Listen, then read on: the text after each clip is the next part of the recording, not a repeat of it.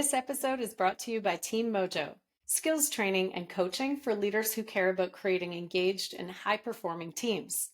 We support you with communicating expectations, giving meaningful feedback, delegating, and tracking performance.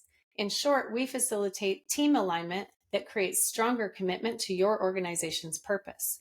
Go to teammojo.ca for more information. Welcome to Suits and Sneakers, a series featuring sage advice and candid conversations with seasoned leaders from diverse backgrounds and styles. I'm your host, Carrie Tuttle.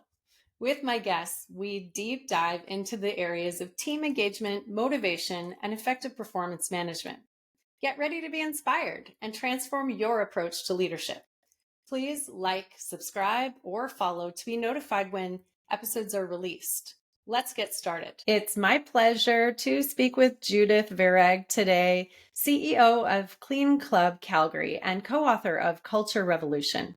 Judith is passionate about the transformative power of company culture. Her own journey from immigrant to entrepreneur revealed the critical role that culture plays in business success. She's keen to help others gain insights on how cultivating a strong company culture can drive growth, enhance employee satisfaction, and improve client relationships as well.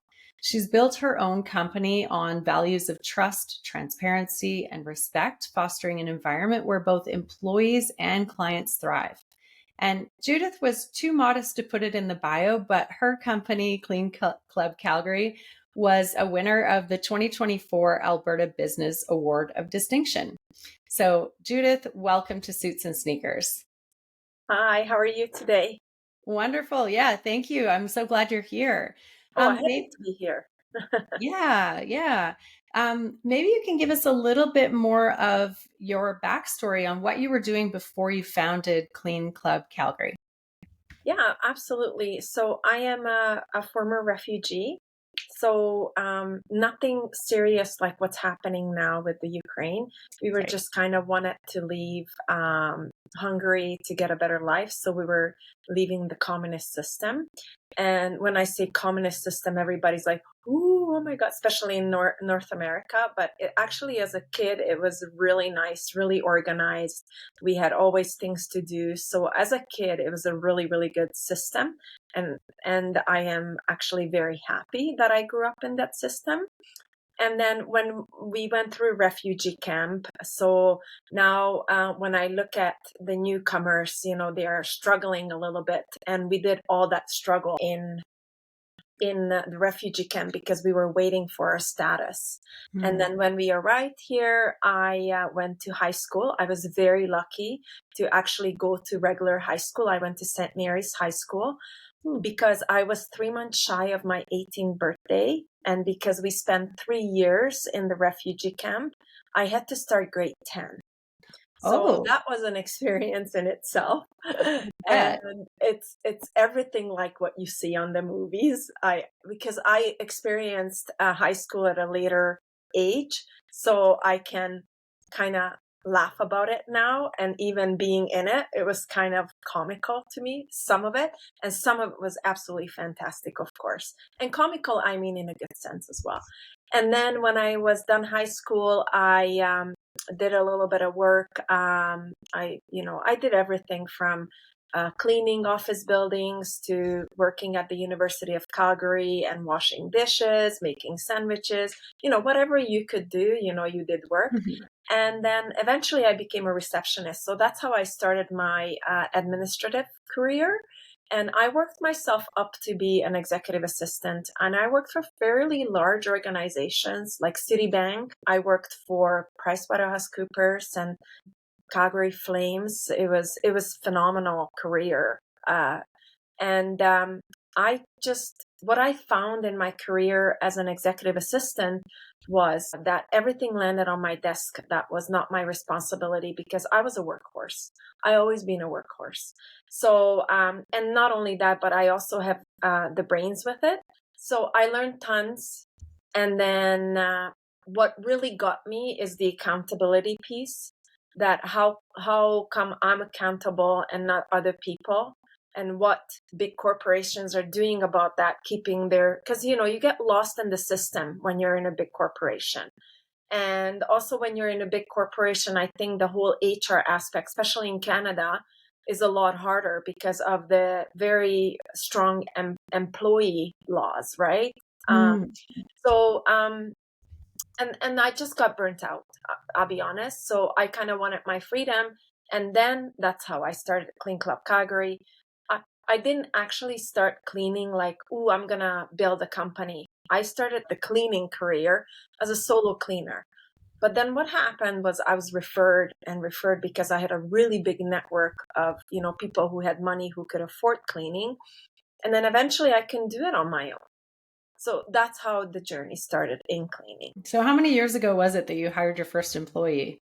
So I started 15 years ago on my own. And I think 2011 and 2012, so that I already had people. So 2010 is when I started, 2009, Okay. 2010. And then in 11, 12, I already had like employees. Yeah. Yeah. And how many employees do you have now? So we are, we have about 16 employees in the field. And then I like to say I'm a bit top heavy, but I think when you're growing, you need to be. So I have a few people in the office. So I've got a supervisor. Of course, I've got a customer service rep or office admin. I hired a project coordinator just recently. And then I've got a part-time salesperson. And I count myself because I'm on payroll as well. I'm the head of the fish. So yeah, so 5 people in the office altogether. Okay, wonderful. So large team. And when you thought of starting your company, how big did you think it would be? I never really thought about people wise or Mhm. money wise. I'm very resilient and I'm very focused. So I just was kind of focusing on like, when you go for a run and then you get really tired and Yeah. you start like just put one foot in front of the other. And then you'll make your, 5K or 10K or whatever your goal was. So that was, I didn't even have a goal. I just really had that mentality, put one foot before after the other, one foot. And then that one foot maybe meant that, I gotta start building a website. Or the other foot was like, I gotta start looking at how I hire and whatnot. One big piece that was missing, I'll be honest with you, is the whole core values, mission and vision, and things like that. I never Yeah. even thought about it. I only thought about it when I hired my first business coach. Ah, okay. So how long ago was that? That was in 2015, Okay. 16. I had a huge business meltdown and I made a lot of mistakes and I was a broken leader and I knew I was growing and I mean, my company was growing and I Mhm. didn't want to grow with these pains. So I really knew that I needed to fix myself first.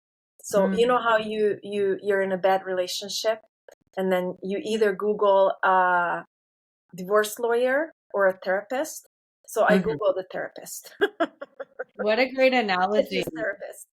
Well, and thank you for sharing that because I think a lot of people just think they can do it themselves, and it's totally okay to ask for help. And in fact, it's beneficial.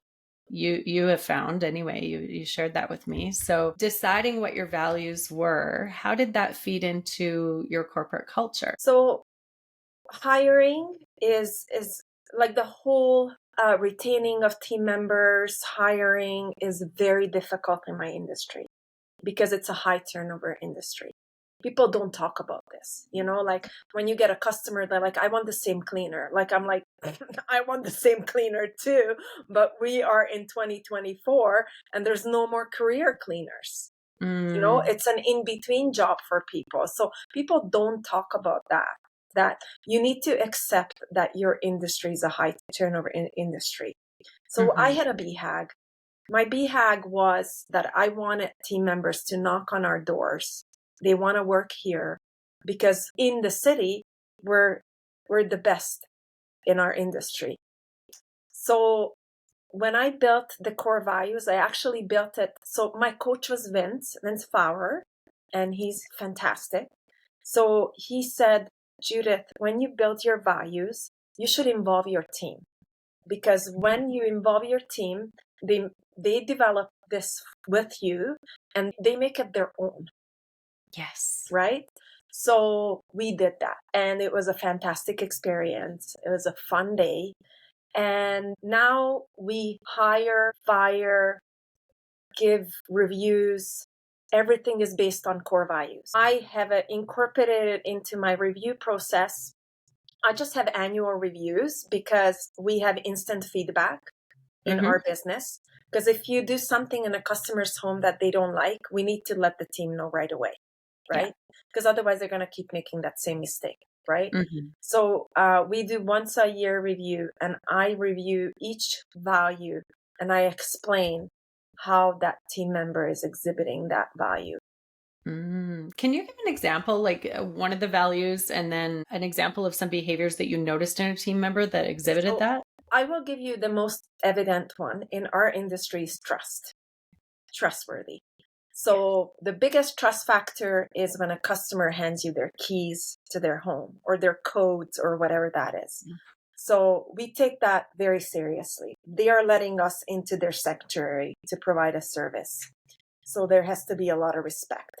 So when I say trustworthy, I know that my team member understands that sanctuary and they're going to respect it. So I would give a feedback saying, trustworthy, XYZ. I know that when you enter a customer's home, you respect it. You make sure everything is put where it's supposed to be put. If the customer has questions or anything like that, you let us know that they had questions, because we don't want the team members in the field to communicate with the clients, because then things get blurred. And we have a CRM. So like if, for example, the customer says that the garbage goes here and doesn't go here, we want to put that on file.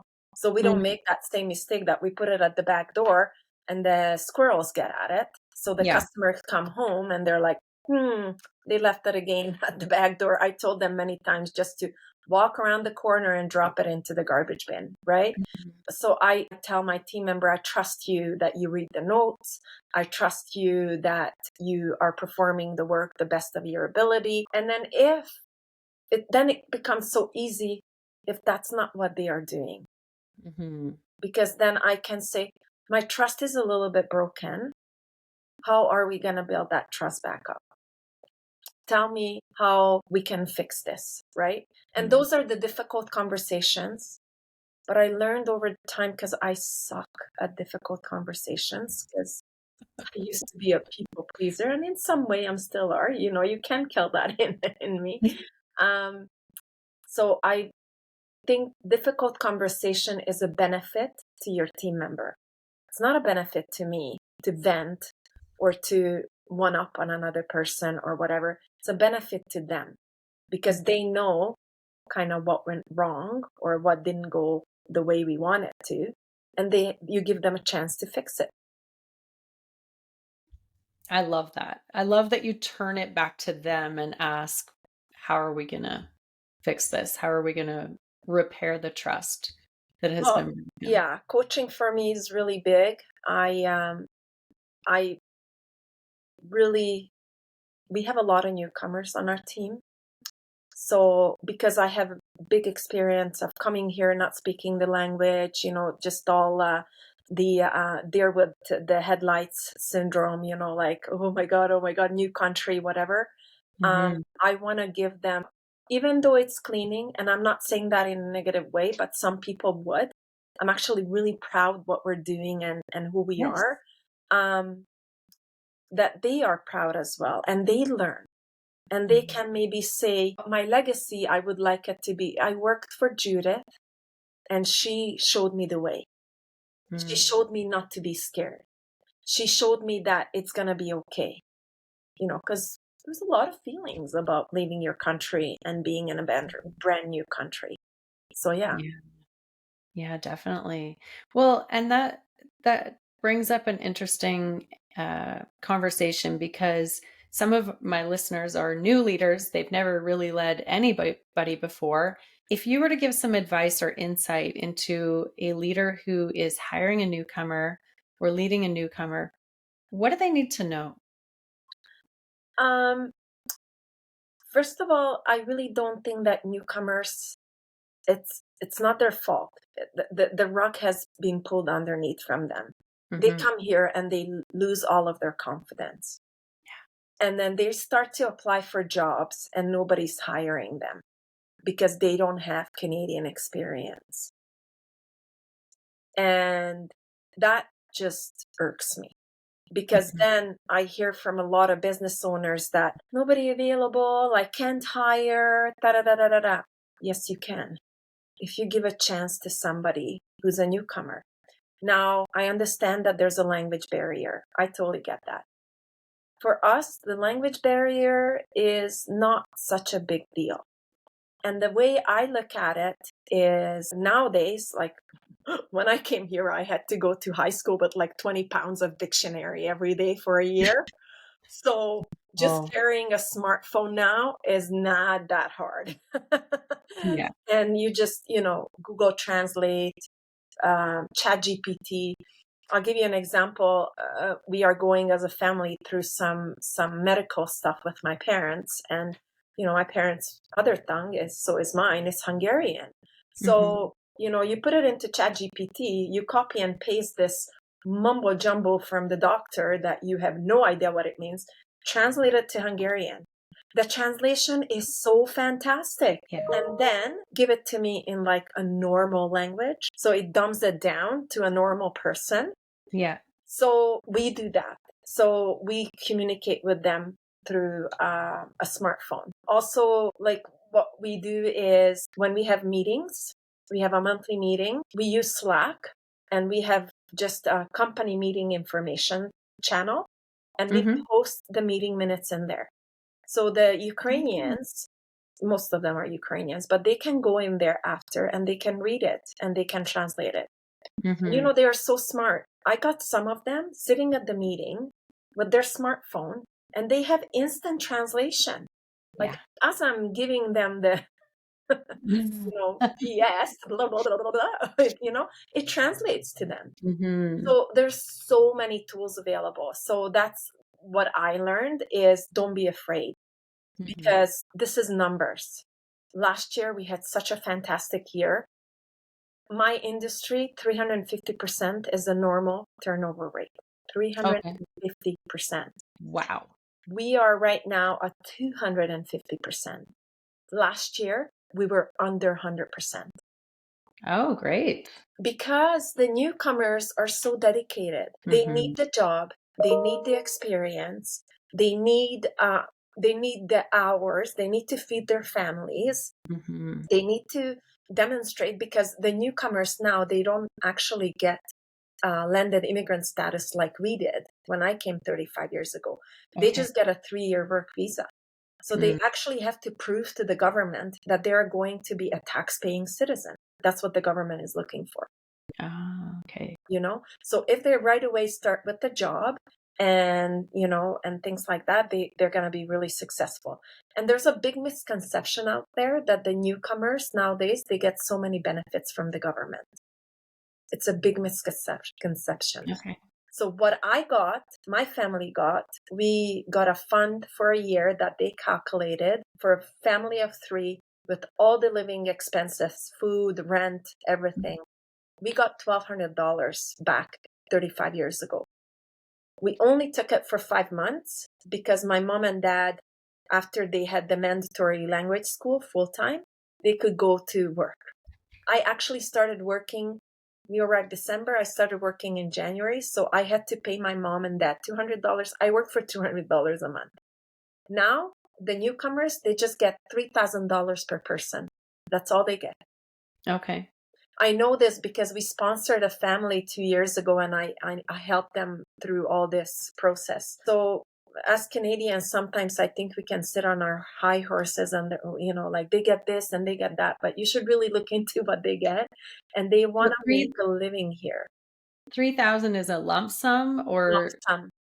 That is not very much money at all. No, When you look at rents and no, cost of living these days, no, wow. no. And like there's other perks. Like for example, I hired a project coordinator, Hmm. and he is also Ukrainian, very smart young man, and he used to drive. And then the other day, I noticed he's in the office, but his car is not here. I'm like, hey, what's going on? And he's like, you know what? We only need to pay $5 for our bus pass. So I decided to save a little bit of money. So until the weather is nice, I'm just gonna bus it. Oh, good. So that's a Yeah. perk that they get. Okay. But I mean, not a whole lot. So basically what I want to say is don't be afraid. The newcomers are so smart. A lot of them have education that they can't even use here.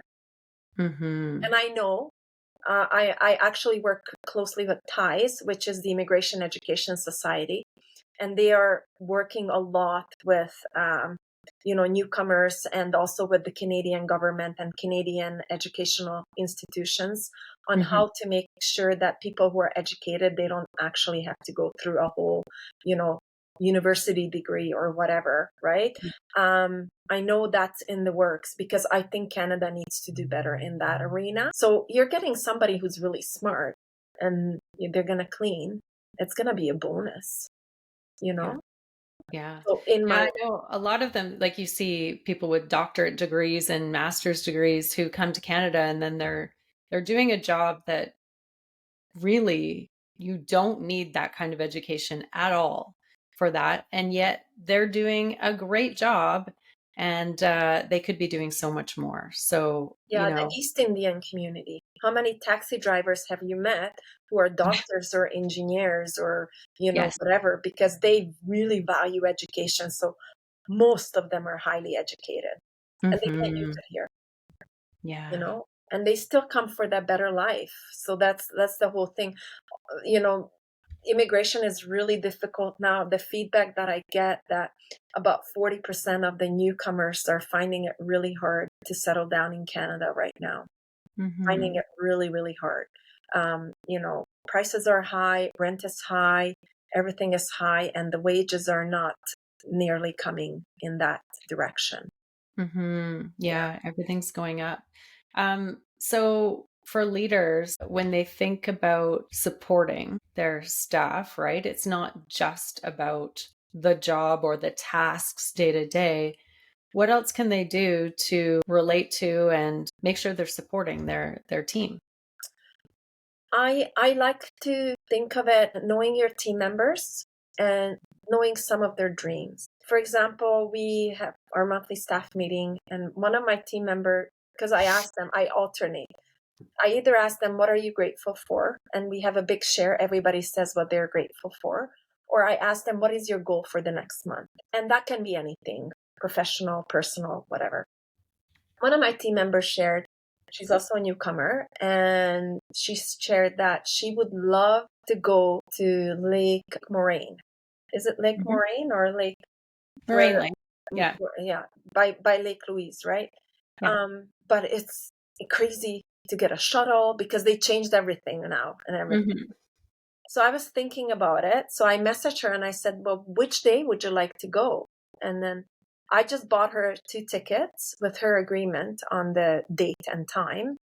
And her other concern was, this is super cute. She's got an adventure cat, and she just wanted to make sure that she would be able to take her adventure cat, because the cat is in a backpack, and then he or she just walks around with them on a leash. Super cute. Um, so that's a dream. That dream didn't cost me anything. And I think just being in tune with your team member. One of my other team members' dream was her best friend lives in Kelowna.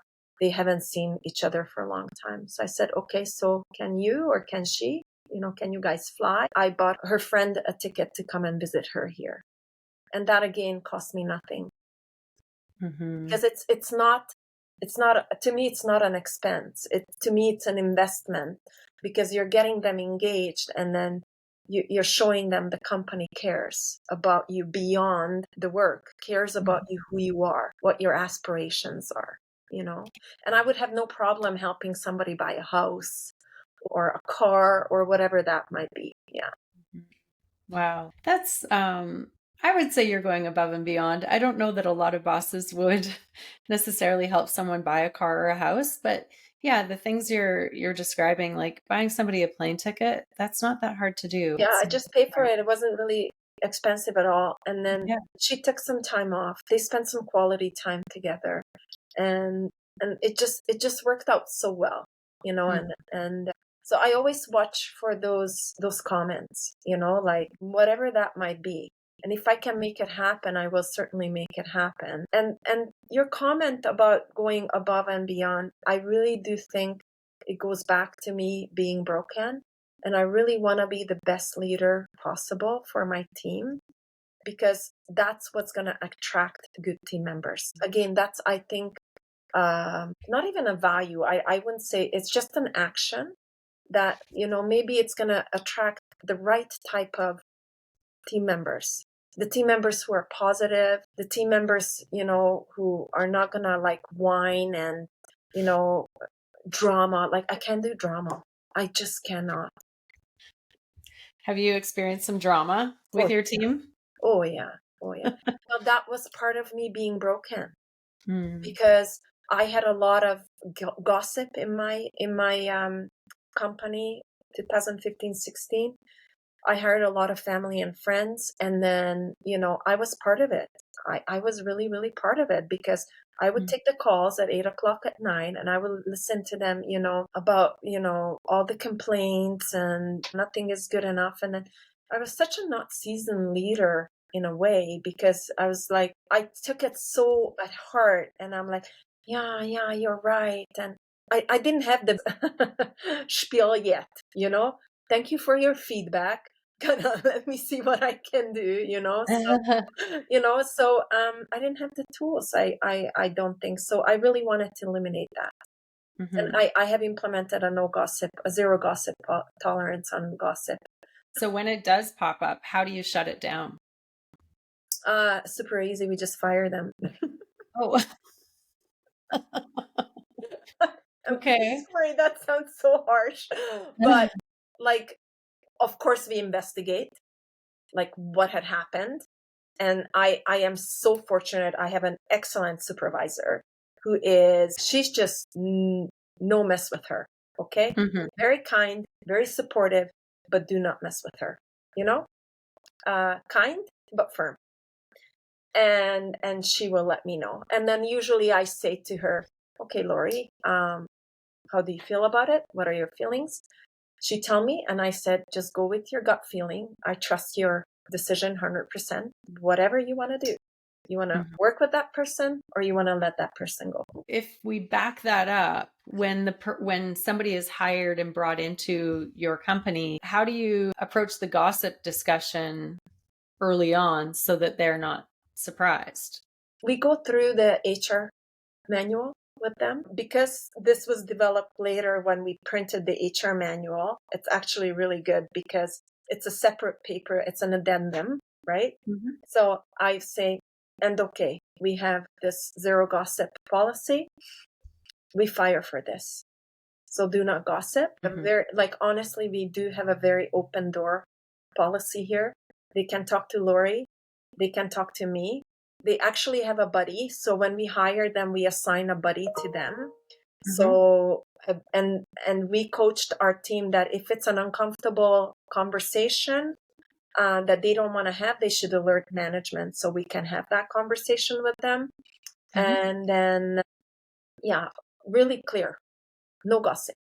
We have an open That's environment here. Anything doesn't work, doesn't jive. Like, Carrie, the biggest discontent on the field would be is somebody's really hard worker and they're paired with somebody who doesn't pull their weight. makes sense. Okay. Yeah. So Lori has an eye for that. So we try to eliminate that right from the beginning. So we Mhm. have a discussion with the team member who's not performing to standards. And, can you do this job? When we hired you, we talked about, like, we right away talk about the time allowance on each task. Like when you go into bathroom, how long does it take to, a sink should not be more than 5 minutes, a tub not more than 10 minutes. And then we try to work with them like, oh, okay, so what area do you think that you're losing time? Start your timer, like see how you're doing on time. So we work with them because of course in our business, time is money, right? Yeah. They go over time, we lose money. Yeah. And so then what happens if you don't realize and there's a really hard worker paired with somebody who's not kind of pulling their weight, or that's perceived to be that way? What happens next? Usually a PIP, a performance improvement plan. Okay. And see how we can coach them to be better. We do not do any PIPs in the first month because they got 1 week of training. And then the first month is they're just trying to get into it. Some people who have experience, they're great, boom, no problem. But people who don't have experience, they need to get into the groove, right? So we allow that time to them. So we do a lot of monitoring within the first 3 months. And they like usually within a month. Okay, let me back up. They get hired on Monday usually. By Wednesday, we know if they're a right fit. That's fast. Well, because we know how they behave on the job, right? If they're not helpful, if they are, if they're with the trainer and they're like standing by the trunk, like, instead of grabbing all the supplies, like how they're going to be a good fit. Or if they are like really on their phone, nowadays these are so evident. And, or, their attitude is not there. For me, 90% attitude. The rest, especially in my industry, I can teach. Yeah. And you invest a lot in training. Can you talk a little bit about that? Yes. So we do, we do 1 week training. And then after that, once or twice a year, we actually have a big group training. But what's really, really new, so we took the Growth Catalyst. Have you heard about the Growth Catalyst? Yeah. Yes, it's offered through Mount Royal University, right? Yeah. I actually was just there yesterday because they asked me to be on a panel for the leaders because they just started in cohort 7.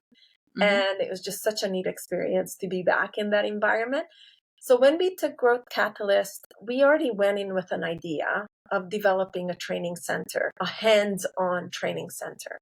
Very cool. And then that snowballed. So now we're opening Clean IQ and we're going to be training cleaners, husbands, teenagers, going into a dorm, kids, whatever, ladies' night, wine and clean kind of thing, right? So we are developing right now. It's in construction and it's going to be hands-on training center. So we're not only going to be teaching our team members how to clean, but we're going to teach, for now, Calgary, how to clean. Because clean is what's clean to you, what's clean to me is everybody's standard is different. So how can we put that on one standard? And then also, how can we educate people about cleaning? And I find cleaning, in my experience, it's not something you watch a video. It's something you have to experience hands-on. So I really enjoy that hands-on interaction.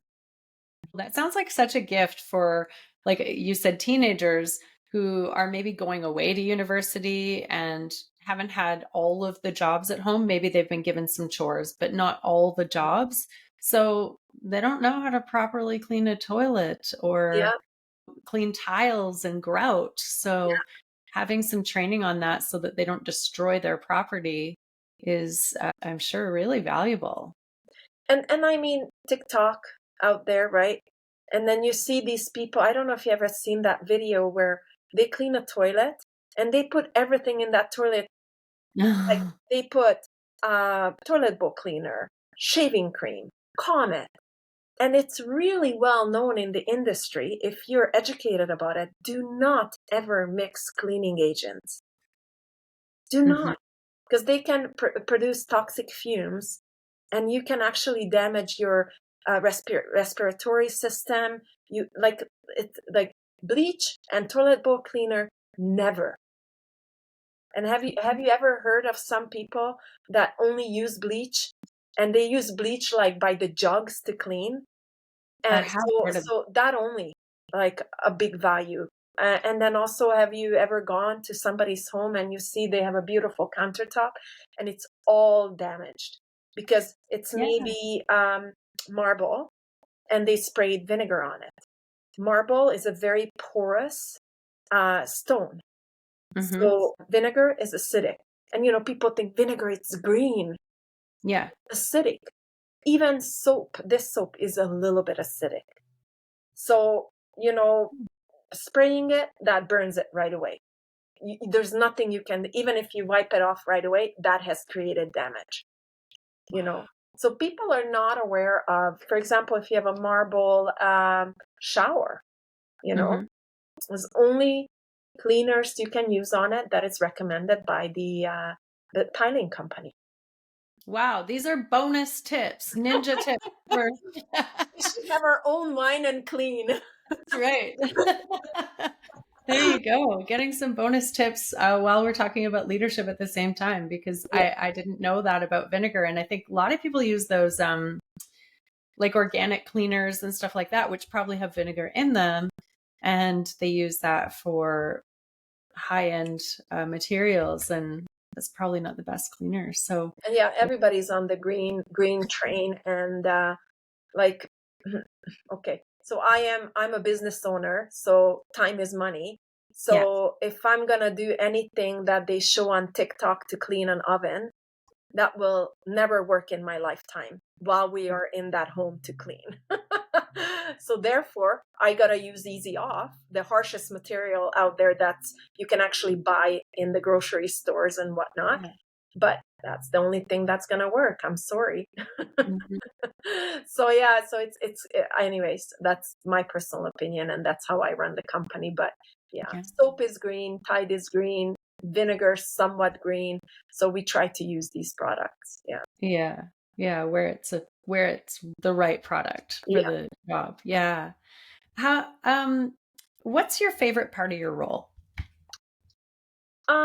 My favorite part of my role is when I'm with my team, especially a team building event.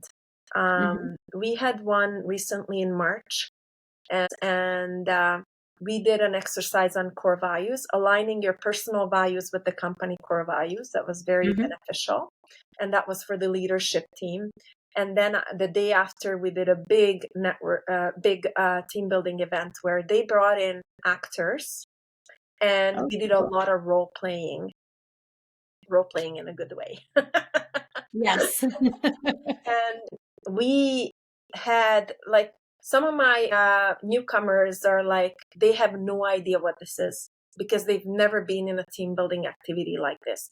So Hmm. their attitude and their whole thing was like, because you really had to make stupid of yourself. It's just like, imagine like an improv class, and then Yeah. how you warm up to an improv class, like doing a lot of weird stuff.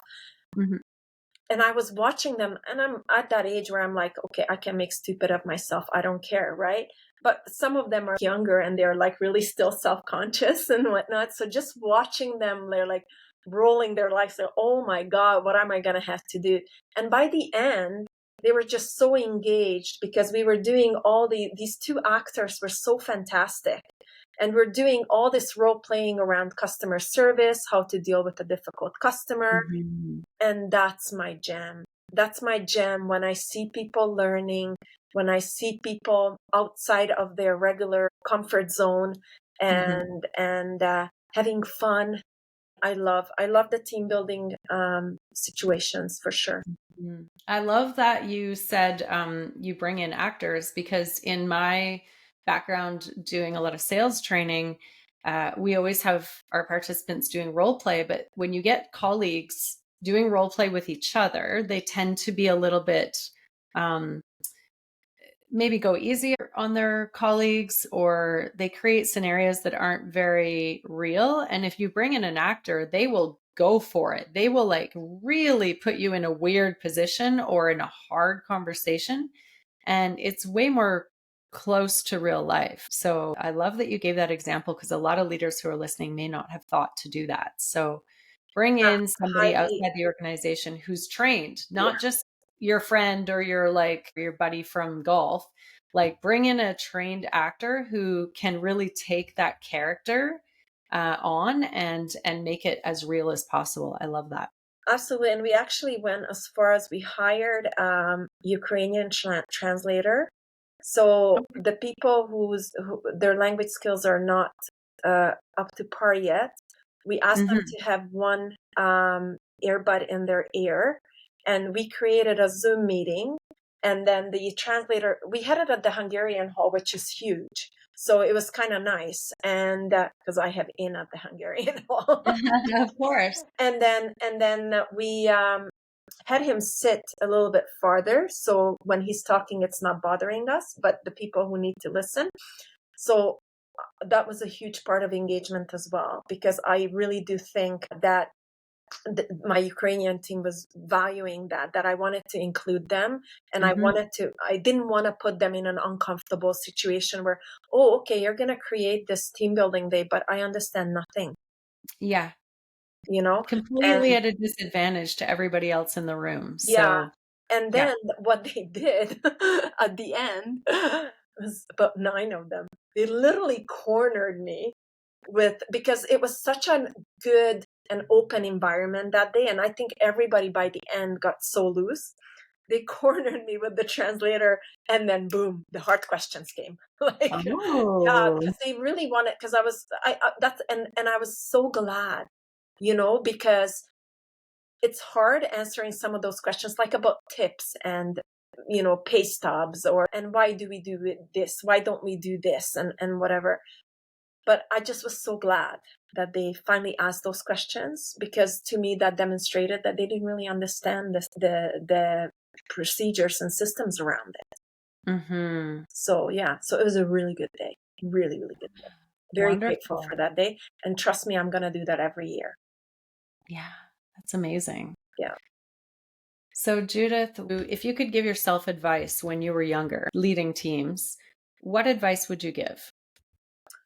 um I think for me, to be honest, Carrie, just I didn't was my authentic self in the beginning, Mm. because I talked about being a people pleaser, and I also came from this environment. I was an executive assistant. I always been a social butterfly. And then when I took on this role of being a leader, it's a very lonely place to be. So for me, it was a very drastic conversion of guard myself, guard what I say. And I went through that period. So I really would like to give myself advice that it's okay to say how you feel, because Mhm. those are your feelings, and how other people react to that, that's on them. Because then I would have had a lot easier time with my communication, and I think I would have learned a lot earlier that a difficult conversation is actually beneficial. Yeah. Mhm. That's just, I think, being more authentic, and not being so guarded, and not being so afraid, like, what are people going to think about me, what are think people are going to think about, because it doesn't matter at the end of the day. Some feedback can be really not called for, and some feedback can be actually very beneficial and very constructive, Mhm. right? And I think if it's coming from a place of respect, it will always be taken that way, even if it's hard to hear. Yeah, Yeah. I agree. And I made my fair share of mistakes, but I'm Haven't we actually all? glad for my mistakes. Yeah. And I would not change anything about my life, how it unfolded, because it always led me to the next opportunity. I honestly would not change a thing. Like, for example, um, leaving corporate. I'm sure a lot of people were like, "Wow, you got this great job, and then you're gonna go clean toilets." Because that's where I was at. But I just was so frustrated with the accountability piece, and plus, people who really know me, they really know I'm very active. So I really like to combine that, you know, bit of an admin stuff with my physical work. Hmm. Still to Good. this day, if I have to go to a job, which is really rare now, I get really excited about it. I'm like, dirt. I get to roll up my sleeves Yeah. and And I think it's dirty. also really good that, even though I am not practiced, like not conditioned for cleaning, I can still run circles around my team. And so Mm. they know what I'm talking about. Because haven't you heard of a lot of business owners who bought a business and they don't know anything about that Yeah. particular business, especially cleaning. They bought a cleaning business, but they never clean. Where Hmm. I'll be the first one to roll up my sleeve, even to this day. I actually have not cleaned for many, many, many months, and then last week, out of 6 days, 4 I was on job,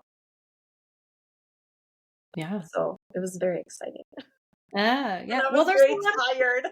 Oh, I could barely get out of the car. yeah. There's a lot of satisfaction that goes along with taking something that's dirty and then knowing what you've done. You can see it. You Yeah. have that tangible evidence of what you've done. Whereas a lot of people who work in an office every day, they get to the end of the day and they're like, yeah, it feels like it was kind of a good day. I feel like I kind of got a lot of stuff done. And hopefully they have some sort of tracking or monitoring systems like you do with the CRM so that you can see what happened. But when you see it with your eyes and you can see that tangible result, it can be very satisfying. Oh yeah, and before afters are fantastic. So that's what Yeah. actually, yeah. So I just really would wanted to be authentic in the beginning, and I think I just was very concerned about what people thought about me. And I also have to say, Carrie, it also comes with age, unfortunately. Yes. My not give a what factor is growing as I'm aging. Yeah. One of my other guests said something similar and just said, be patient. Like it's all going to be okay. So, yeah, I think there's a little bit of that too, for Yeah. sure. Well, I think you're authentic now because all of the stories that you shared today are, I can see it in my mind. Like you painted a really good picture of what your world is like, or at least a little bit of your world. So thank you so much for everything that you've shared today, Judith. I really appreciate it. Thank you so much. It was great. We're glad you joined us for Suits and Sneakers. If you want to be an expert guest, look for the link in the show notes. Don't forget to follow or subscribe to be notified of future episodes.